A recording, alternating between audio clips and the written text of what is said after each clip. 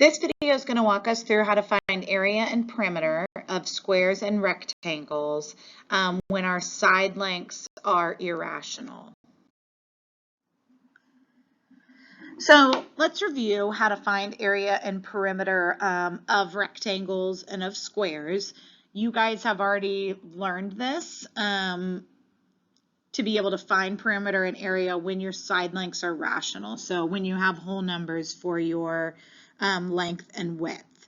So for perimeter, the formula is to add all four sides together. So that's a common mistake that people make, is instead of adding all four, they'll just add two of them.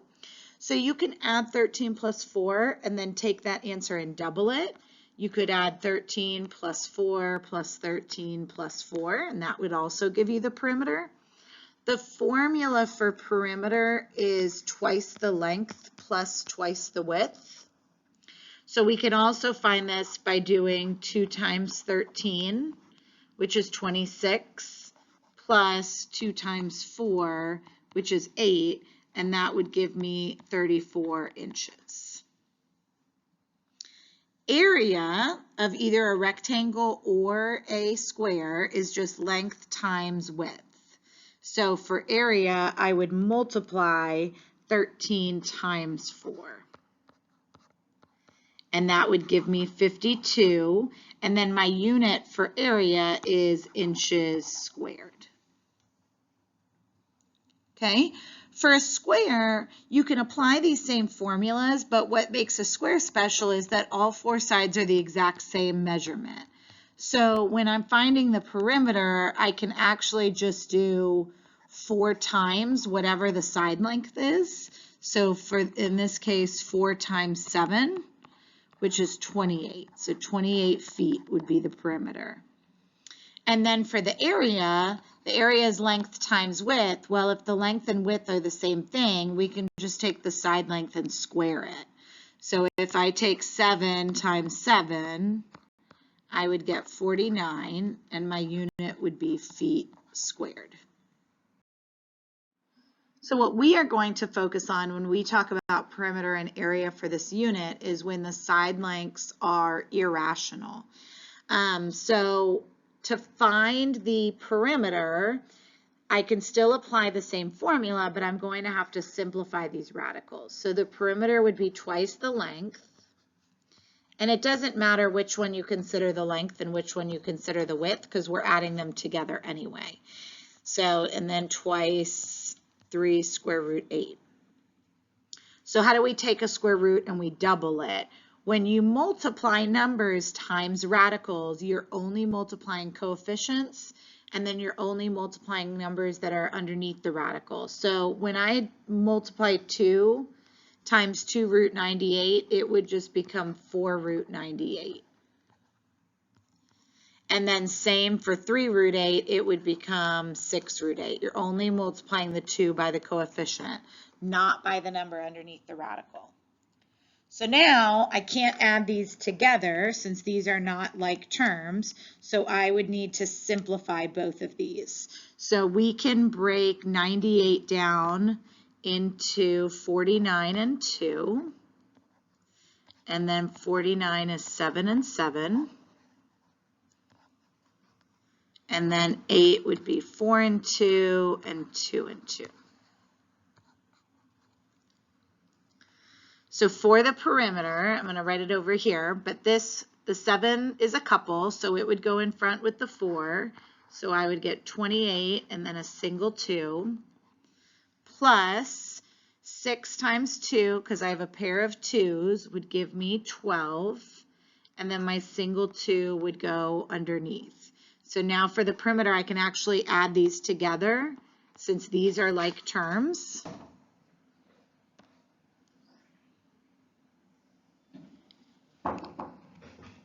And I would get 40 square root 2.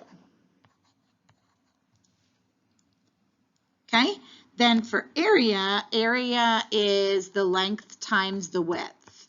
So that's going to be a multiplication problem. I'm going to multiply 2 square root 98 times 3 square root 8.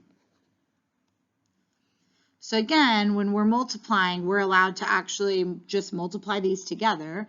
So 2 times 3 would give me 6. And then 98 times 8 is going to be a big number, 784. So you can times them together and you can write 784, but you don't need to because you're going to end up breaking it down into 2 factor trees with 98 and 8. Okay, and then it's just important to know that when you create those 2 factor trees, it's all one problem. So we already broke these down. This would be 49 and 2. 7 and 7, 4 and 2, 2 and 2. So I have a pair of 2s.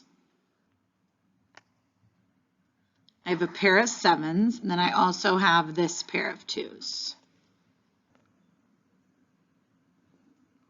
So our area is 28. We would multiply 7 times 2 times 2, and then, oops, I messed that up, and then times the 6 that is already in front. So that is a common mistake that is made. We have to make sure that we pay attention to that coefficient that's already in the problem. So 7 times 2 is 28, but then times 6 would give me 168. And this unit would be meters squared, and for my perimeter, it would just be meters. So are the perimeter and area rational or irrational expressions? So my perimeter, because I got 40 square root of 2, and that's not a perfect square, that would be irrational. But then my area ends up being a whole number, which is rational.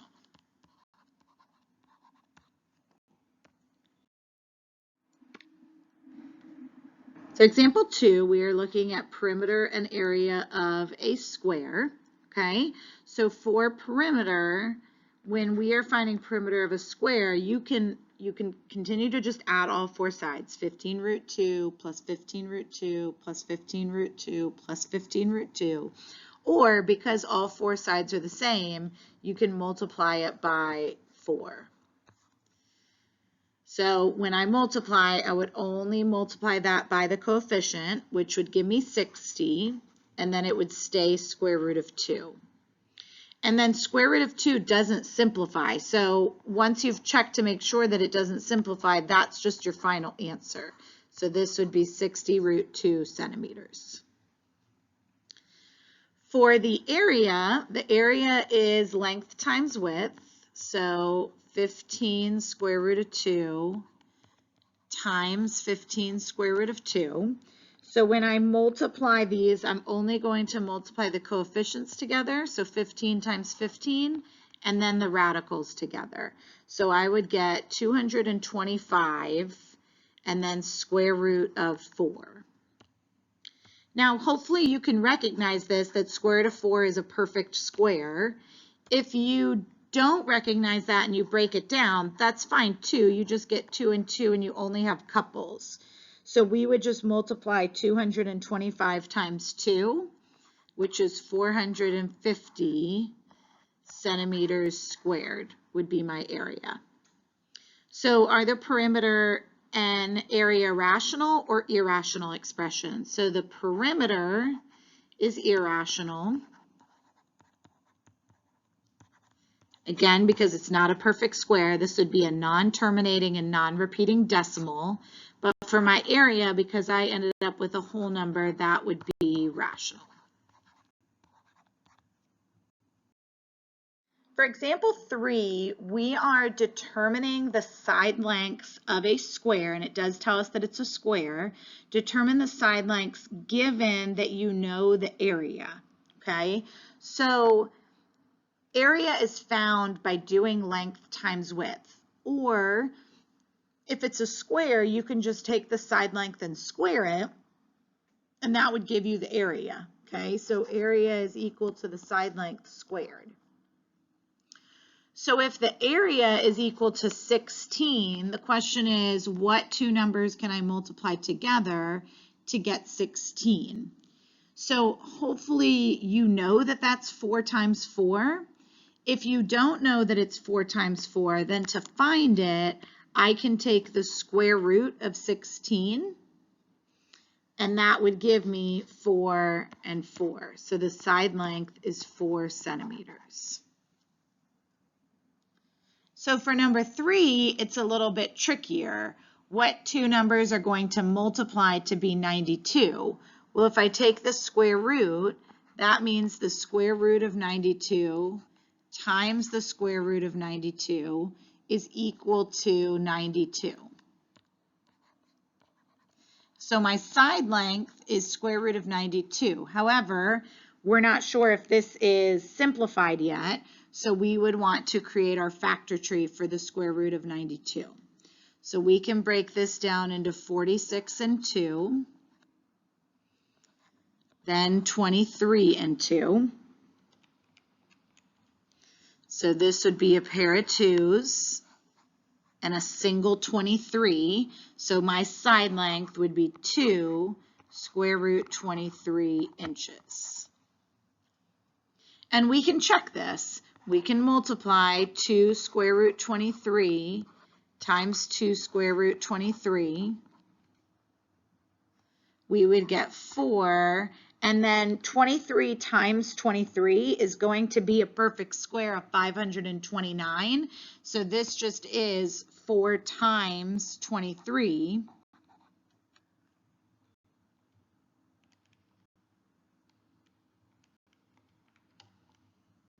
which would equal 92.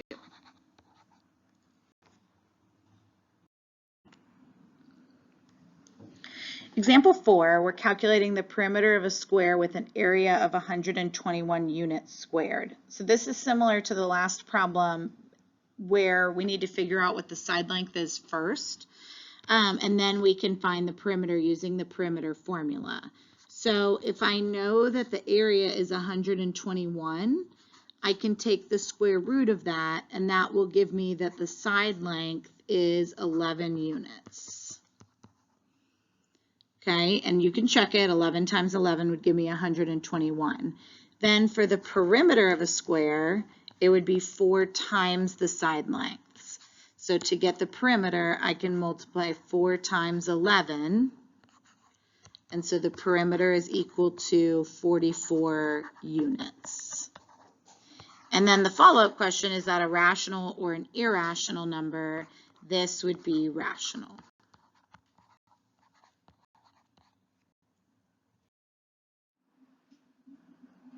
Example 5, same concept. Calculate the perimeter of a square with area of 45 feet squared. The difference is that 45 is not a perfect square. So if the side length is square root of 45, I just need to make sure that I simplify that. So I can break that down into 9 times 5. Then 9 would be 3 times 3. Couples go out. Singles stay in, so this answer would be 3 square root of 5 feet. Okay, so that is just one side. Then to find the perimeter, I would need to multiply that by 4. And when you're multiplying, only multiply those coefficients. So this would be 12 square root of 5 feet. Is that a rational number or an irrational number? Because it was not a perfect square and it's square root of 5, this would be irrational. Example 6, if the side lengths of a rectangle are square root of 7 inches and square root of 2 inches, would the perimeter and area be rational or would they be irrational? So for perimeter, I would take twice the length plus twice the width, and that would give me 2 square root of 7 plus 2 square root of 2. I can't simplify this any further since these are not like terms, so that would be my perimeter, which is irrational.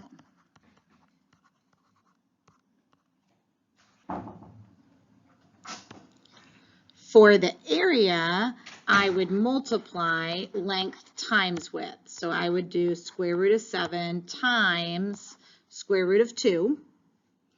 and that would equal the square root of 14. And this would be inches squared. 14 I can break down, but I can only break it down into 7 and 2, which means I wouldn't have any couples. So this is my final answer for the area, which would also be irrational since it's not a perfect square.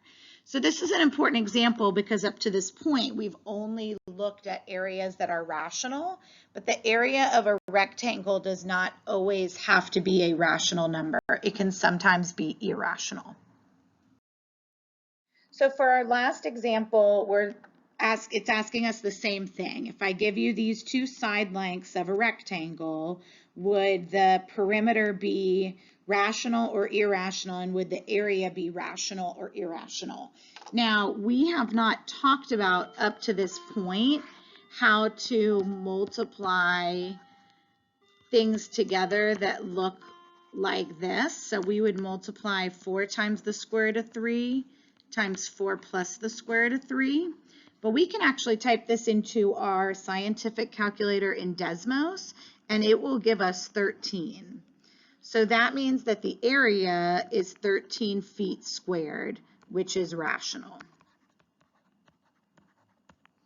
Then for the perimeter, I would be multiplying this by 2 plus 2 times the width. So we get 8 minus 2 square root 3 plus 8 plus 2 square root 3. These are like terms, but would make 0, because negative 2 root 3 plus 2 root 3 is 0, and then 8 plus 8 is 16. So my perimeter is 16 feet, which is also rational.